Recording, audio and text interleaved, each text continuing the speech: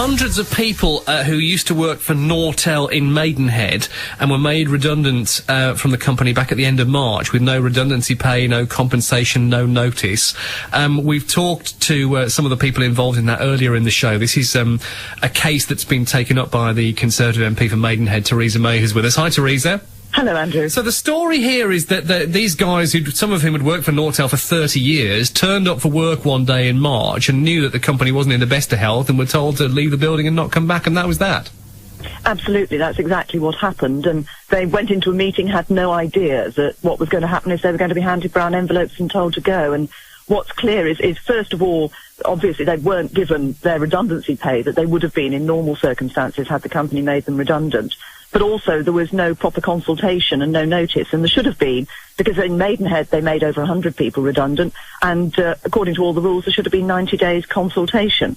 So there are various things. The administrators, Ernst & Young, keep saying, oh, it was special circumstances, but not only myself but a number of other MPs whose constituents are affected by this, are by the closures at Maidenhead and also closures in Northern Ireland, are taking it up with the government. Right. So what can be done? Because it may well be, of course, that if the company's in difficulty, even if they've been through the proper procedures, the outcome would have been the same.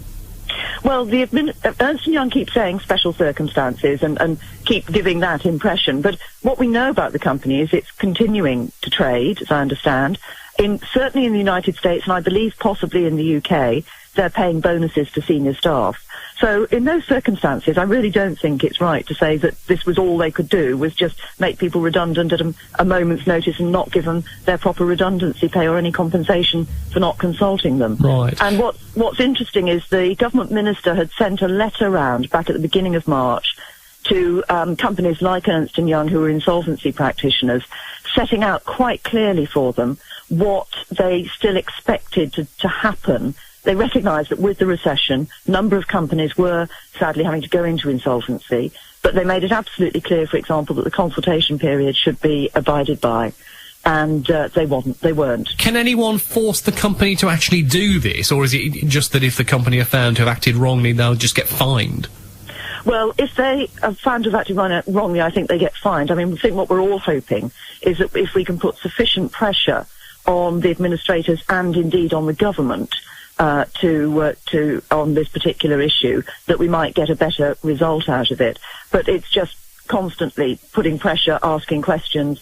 A letter's gone to the minister, signed by myself and another of other MPs affected, including Alistair MacDonald, whose constituents in Northern Ireland have been particularly affected, and I understand there's a protest in Northern Ireland today as well.